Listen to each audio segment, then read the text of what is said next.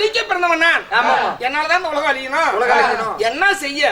தர்மம் எல்லாம் அழிஞ்சு போச்சு, அதர்மம் தலைத்தோங்கி போயிட்டு இருக்கு. பூமியினுடைய சுமை என்னால தாங்க முடியல.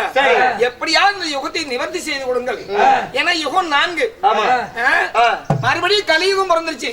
இந்த கலியுகமும் சேர்த்துதான் 4 யுகம். ஒரே யுகத்துல யுகத்தை அழிக்க முடியுமா? முடியாது. அப்பப்ப கொஞ்சம் கொஞ்சம் பூமியினுடைய சுமையை குறைக்கணும். அந்த சுமையை தீர்ப்பதற்கு தான் இந்த துவாபர யுகத்தில் கண்ணனா ஜனனமாகி பூமாதேவியோட சத்தியம் பண்றேன். என்னன்னு? எப்படி சத்தியம் பண்றீங்க? கையில ஆயுதம் எடுக்காம மத்தவங்களோட சண்டைக்கு போகாம கண்ணன் தான் சண்டையை ஏவிட்டாருன்னு தெரியாம அப்படியே உலகத்தை சரி கட்டி போறது. எப்படிங்க ஒருத்தன் சண்டைக்கு வந்தா நாமளும் சண்டைக்கு போலாம், நீங்க சண்டைக்கும் போக மாட்டீங்க, கையில ஆயுதமும் எடுக்க மாட்டீங்க, எப்படி பூமி பரத்தை குறைப்பீங்க? அதுக்குதான் விதையை போட்டுக்கிற முளைச்சிட்டு இருக்கு. சரி, அது சரித்திரம், அதை விட்டுரு. ஆமா, இந்த சர்வசங்காரத்தை அழிக்க பிறந்த ஹரிராம கண்ணன் இந்த துவாபர யுகத்தில் நான் யாருக்கு பிள்ளையா பிறந்தேன்? நான் எப்படி அப்படியே காய நவுத்திட்டு இருக்கிறேன். சரி, உங்க தாய் தந்தை யாரு? யாருக்கு பிள்ளையா பிறந்தீங்க சொல்லுங்க. ஜனனமான ஒரு தாய்க்கு தான். நானும் மரமா செடியா முளைக்கல, ஒரு அம்மா தான் என்ன பெத்தாங்க. யார் அந்த அம்மா? அதுதான் யார்?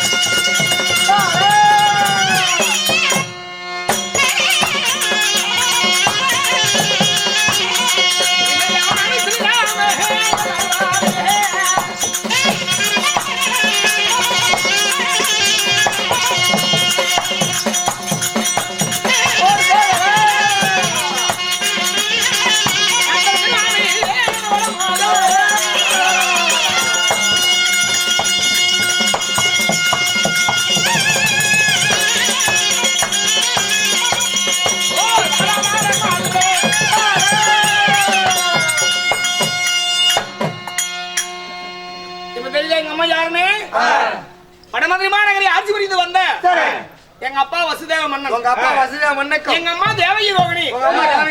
2 தாய்க்கு ஒரு புள்ள, ஒரே ஒரு புள்ள. என்ன பெத்தவங்க தேவகி, என்ன வளர்த்தவங்க யாரு? கோகுலத்தில ஆயப்பாடி அசோகனுடைய வளர்ப்பு புள்ள. என்ன காரணம்? என்ன பெத்தவங்க ஒருத்தர், வளர்த்தவங்க ஒருத்தர். நான் முன்னையே சொல்லிட்டேன், நான் துஷ்டர சிச பரிவாகம் செய்ய போறேன்னு சொல்லி. யார் அந்த துஷ்டரை வழிக்கு பிறந்தேன்? மாதவா, என் தாயோடு உடன் பிறந்த தாய் மாமனாகிய கஞ்சன் கம்சராஜாக்களை மடிப்பதற்காக வேண்டி பிறந்தது ஒரு இடம், வளர்ந்தது ஒரு இடம். ஆமா, நான் கோகுலத்திலே வளர வேண்டிய அவசியம் என்ன இருக்கு? என்ன காரணம்? அந்த கஞ்சன் கம்சராஜாக்கள் எங்க இருந்தாலும் என்ன கொண்டு போடுவாங்க. என்ன 8வது ஆண் பிள்ளை பிறப்பான் உன்னை கொல்லுவான்னு சொல்லி பரந்துவாசமாக அவனுக்கு சாபத்தை கொடுத்து விடுகிறார். எங்க காட்டுக்குள்ளே வேட்டையாடுகிற பொழுது கஞ்சன் கம்சராஜாக்கள் தங்கையாகி தேவகி ரோகிணி கூட்டிட்டு போய் அந்த காட்டிலேயே மாங்கனியை பறித்து கொடுத்த சங்கதி தான். அவர் கோபத்துல சாபத்தை கொடுத்துறாரு.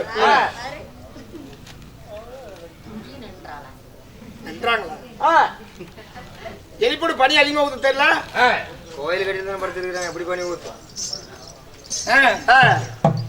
உடனே அவருக்கு மாறாத கோபம். உடன்பட்ட தங்கி என்று வாழாமல் ஓங்கி வாழால் வெட்ட.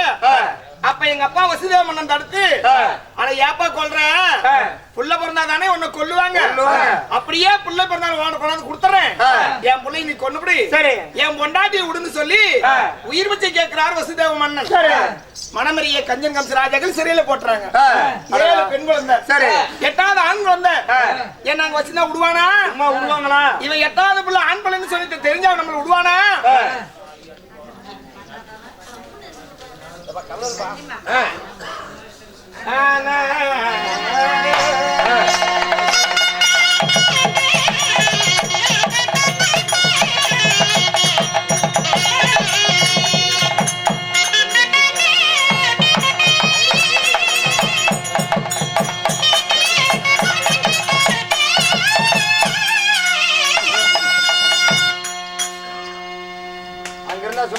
இருந்தாங்களா? எங்க இருந்தா? ஆயப்பாடியில. அப்படிதான் சொன்னேன்னு நினைக்கிறேன். நல்லா மறந்து போச்சு. இதான் குரு இல்லாத வித்த குருட்டு வித்த. அப்படியா?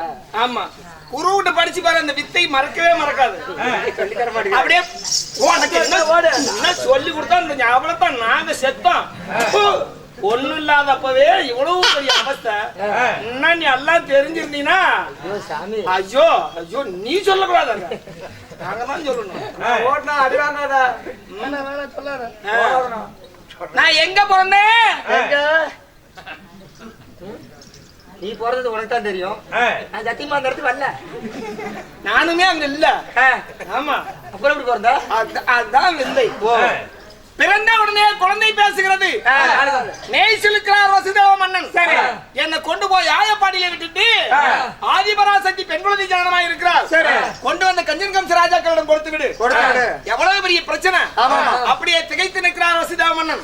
அர்த்தராத்திரி சாம வேலை, இரவு 12 மணி நேரம் வேலை, எல்லாரும் தூங்கிட்டு இருக்கிறாங்க. குழந்தை பேசுகிறது. அப்படியே கூக்குரலிட்டு நிற்கிறார் வசுதேவ மன்னன். கலங்காதே அப்பா, பிறந்தது விஷ்ணு. யாரு? கண்ணன். நீ அப்படித்தானா? நீங்க தான் சொல்றீங்க, நான் சொல்லிட்டேன். அப்பெல்லாம் கண்ணன் பேரே வரலடா. எனக்கு தெரிஞ்சது அத்தாம. அதோடய இரு, மேல கத்துப்படாத. கத்த எங்களுக்கு பெரிய வில்லங்க வந்துடும். பிறந்தது யாரு? யாரு? விஷ்ணு. ஹரி விஷ்ணு தேவர். அவருக்கு அப்ப அவதாரம் விஷ்ணு. பிறந்தது கண்ணன் அவதாரத்தில். பிறந்தது நான் விஷ்ணுதான் ஜனனமாக இருக்கிறேன். யாருமே முடிச்சிட்டு எல்லாரும் தூங்குறாங்க. அடிக்க ஒரு காவல் 1000 பேர், அதாவது வெளிவரும் காவல் இருக்காங்க. இந்த காவலை எல்லாம் மீறி என்னை கோடையை சுமந்து ஆயப்பாடியில் விட்டு திகைத்தினார் எங்க அப்பா வசுதேவ மன்னன். திகைக்கவே வேண்டாம், உன் சுமையை குறைக்கதான் நான் பிள்ளை பிறந்திருக்கிறேன், என்னை கொண்டு போய் விட்டுட்டு வாங்க. கடலிலே ஆழ்கடலிலே இறங்கிய வசுதேவ மன்னன் இந்த அறியாம கடனை சுமந்து கொண்டு போய் மாளாத தூரம் இரவு நேர வேளையில் கடந்து போன பாதை சரித்திரம் சொல்லும்.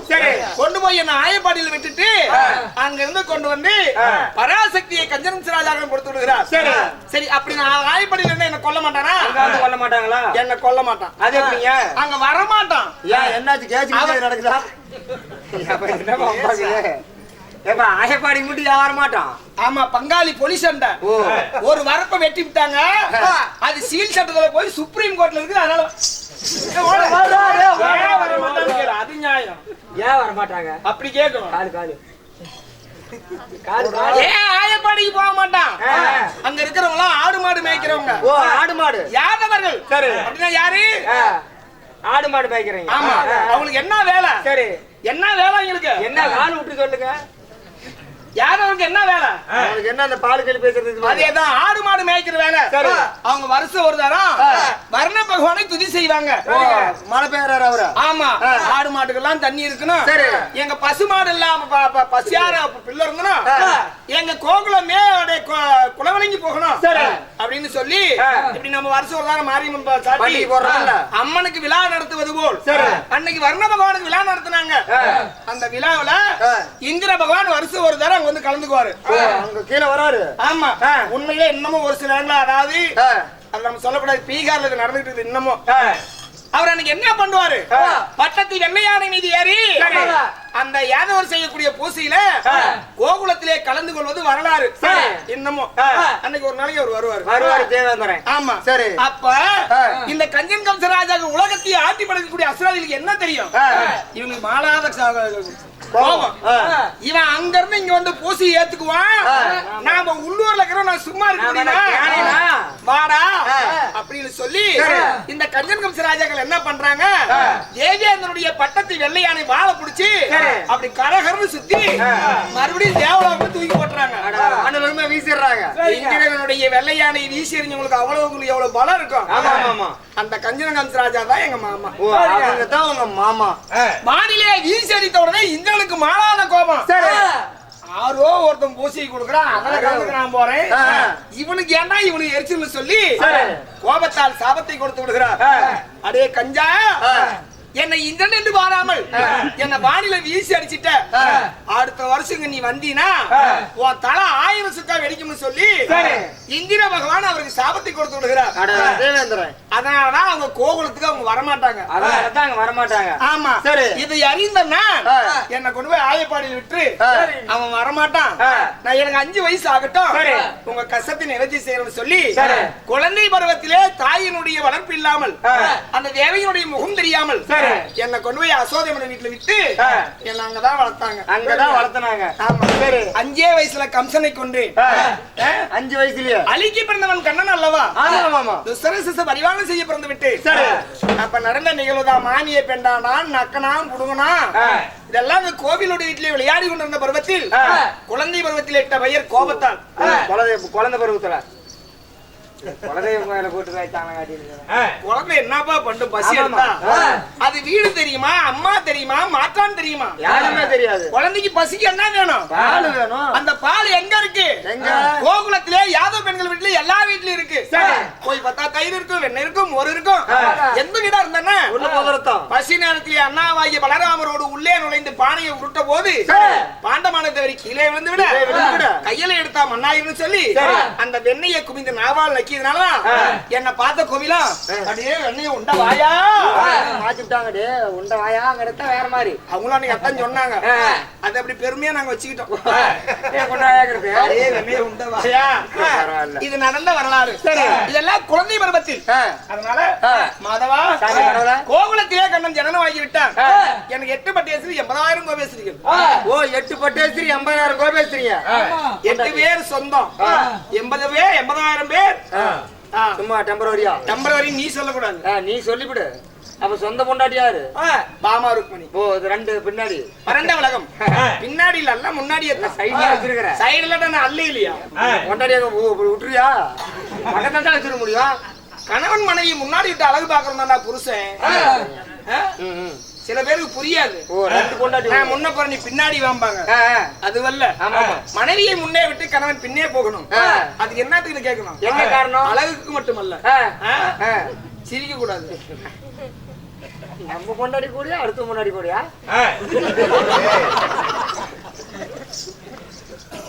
நான் அப்புறம் வேணாம் இல்ல வேணாங்க நாளைக்கு சொல்லி போட்டு உன் குடும்பத்தை பத்தி தான் பேசிட்டு இருக்கிறேன். அதுக்கு என்ன சொல்லிக்க எனக்கு என்னடா போய் எனக்கு என்னடா இருக்குறியா? சொல்லு வெளியே வரட்டும். என்ன காரணம்? என்ன காரணம்? மனைவிக்கு முன்னே மனைவி விட்டு போகிற பொழுது அந்த அம்மா போகும்போது ஒவ்வொரு வினாடி மனசுல நினைச்சிட்டு போவாங்க. பின்னாடி மலையாட்டம் நமக்கு பாதுகாவலன் வந்துட்டு இருக்காங்க வராங்க. நம்ம வர்றது தெரிஞ்சாதான் அவங்களுக்கு 1000 பலம் குடிக்கும். அதுக்குதான் முன்னாடி விட்டு நம்ம பின்னாடி போகணும். முன்னாடி பின்னாடி போக சொல்ற முடியாது. அப்படி இருந்தாலும் முடிச்சு கூட வாங்காதியா? இல்ல நீங்க தான் சொன்னீங்களா பொண்டாடி முன்னாடி விட்டு பின்னாடி போகணும்னு. அப்ப பாக்குறீங்க என்ன சொல்ல வேண்டாம் பொண்டாடி பின்னாடி முந்தாடி பிடி திரியான்னு சொல்ல மாட்டாங்க. முந்தாடி பிடிச்சிட்டு போனாலும் தப்பு இல்லடா. அவங்களுக்கு உறுதுணையா இருக்குண்டா ஒரு நிது. எது நம்ம வீட்டுக்காரர் பின்னாடி வராங்க அப்படிங்கிற ஒரு பலம் இருக்கும். பின்னாடி கொண்டவன் பின்னாடி வந்துட்டு இருக்காரு. அந்த அம்மா என்ன நினைச்சிட்டு போவாங்க? நம்ம புருஷன் பின்னாடி வராரு நம்ம என்னத்துக்கு பயந்துக்கணும்? கொண்டவன் தரமா இருந்தா பேர் சண்டைக்கு போலாம்பாங்க. இதான் வரலாறு. சரி நான் யாரையும் முன்னாடி போயிட்டு இருக்கேன்.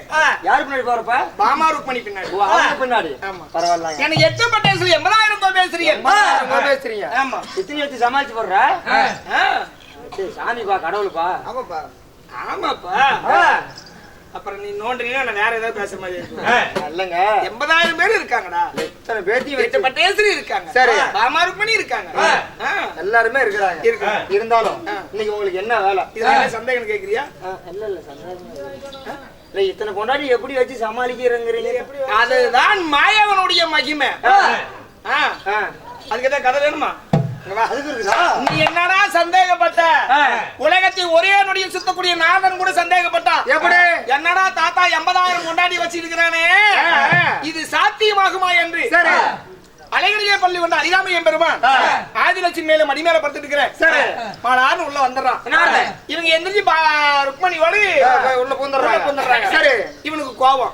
நாம பேரன் தானே, ஏன் பாட்டி எந்திரிச்சு போனாங்க? சரி, இதெல்லாம் மையமடா, இது பொம்பளை வீசி நீ விட்டுறா, அதெல்லாம் தெரியாது தாத்தா, எனக்கு ஒரு பாட்டி விடு. ஏன் பாட்டி எந்திரிச்சு ஓடுறாங்க? மனங்கூசாவே கேக்குறான். சரி, இல்லப்பா இது சாத்தியமாகாது, இதெல்லாம் கண்ணனுடைய மாயன்னு சொல்றேன். சரி, மாயன்னா என்ன அப்படின்னா என்ன சொல்லு இன்னைக்கு. சரி, அப்பதான் ஏன் அவன அதி நம்ம குழப்போனா, அருகிலே கிருஷ்ணகங்கா நதி ஓடுது. சரி, அங்க போய் தண்ணி ஊத்திட்டு வாடா, இத மகிமனுடைய வரலாறு சொல்லி சொல்லிடுறேன். நாரதனை கிருஷ்ணகங்கா நதி அனுப்புறேன். சரிங்க, தண்ணி ஊத்துறான்.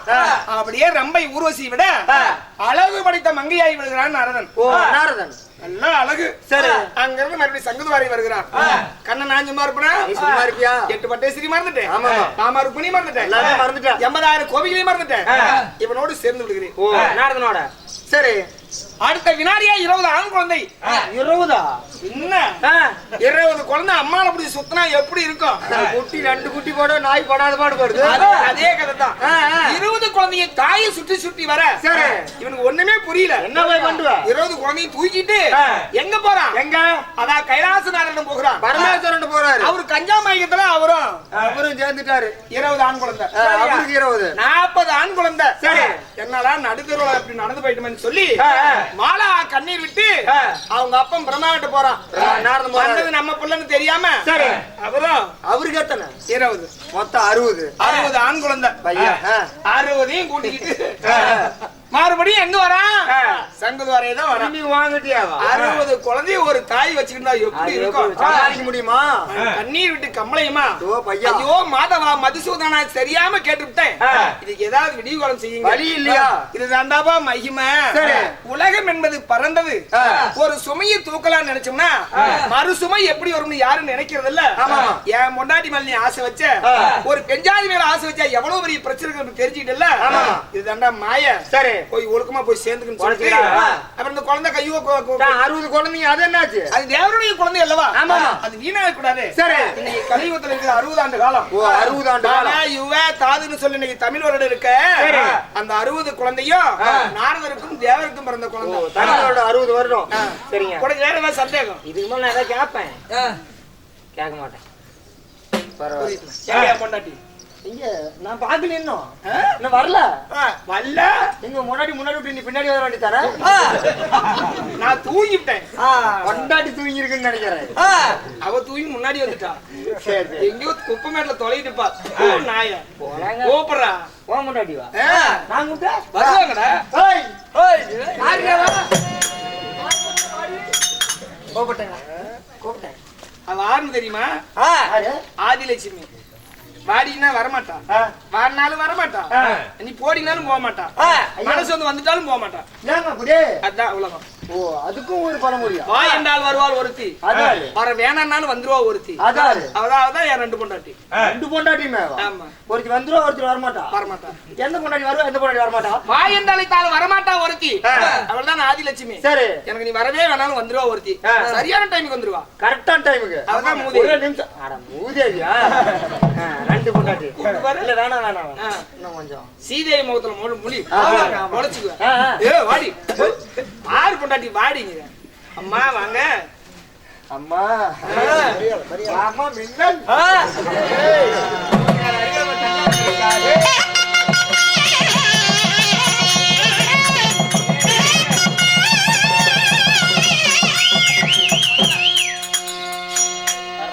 இவங்கதான் வாடினாலும் வரமாட்டாங்க. பொண்டாட்டியா? ஆமா. சித்திர கோயில உட்கார்ந்து மாதிரி தெரியுதா? அட அறிவு கேட்டவன 8 அசுலட்சுமிடா. அன்னலட்சுமி, அமரலட்சுமி, மாங்கனியில பிறந்த மகாலட்சுமி. நல்ல மூஞ்சல முடிச்சு விடுவா. சரி சரி, நல்ல முடி. இன்னும் லைட் எடுத்து காட்டி முகலையா? ஐயோ, அவங்கிட்ட காட்ட கூடாது. அவங்கிட்ட காட்டணும்னா நீ பாக்க.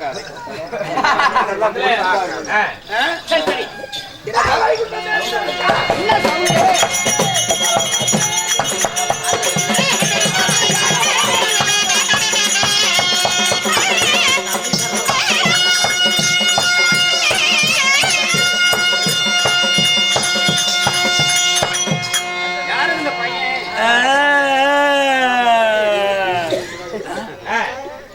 பையன் ஆறு இங்கதான் இருக்கிறேன் பாரா நாம வைகுண்டம் வருவாங்கன்னு சொல்லி சீரவா பல்புகளும் சீரியல் பல்புங்க டியூப் லைட்டுகளும் டீப் லைட்டுங்க ஆமா இப்ப தோரணங்களும் இப்ப நீ எங்க வந்திருக்கிற வைகுண்டம் மண்டை வைகுந்த தாண்டி தாளூரே போயிட்டேன் விவேச்சவா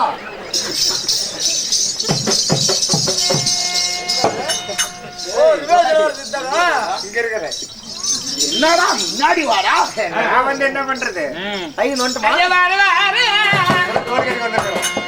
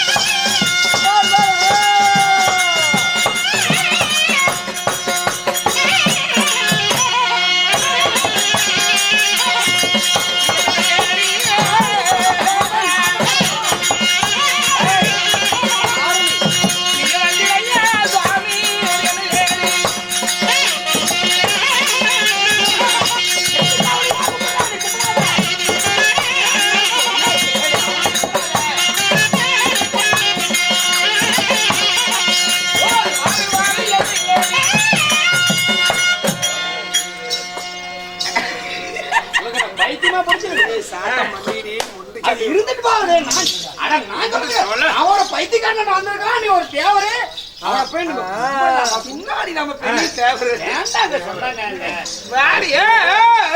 நம்ம மரியாதை நாமளே கருத்து கூடாது ஆமாங்க என்ன கொஞ்சம் போதே கங்கானம் கட்டிட்டு வந்தா எப்படி வேணும்னா வரத்தை வாங்கிக்க வேணும்னா என்கிட்ட கும்பிட்டு வரத்தை வாங்கிக்க அவர் என்ன கும்பிடுற என்ன அவர்தான் இப்ப பெரிய பிரச்சனையா நடக்குதுப்பா இருப்பா கொஞ்சம் இப்ப அவர் வரம் கொடுக்க வந்திருக்கிறாரு நம்மளுக்கு நாம என்ன வரம் கொடுக்கிற அளவுக்கு அவளுக்கு பெரிய நீங்க என்ன வரம் வாங்கிட்டு இருக்கலாம் நான் வரமா பகுத்து மாலை கொடுத்து ஓடி இவ என் பொண்டாட்டியே இல்லப்பா விட்டு கொடுத்து வாங்கி திருப்பி கொண்டவன் தரமா இருந்தாதான் குப்பையாரி போகணும் எனக்கு என்ன எங்க வீட்டுக்காரன் என்னடா எங்க வீட்டுக்காரன் எங்கடி இருக்குன்னு சொன்னேன்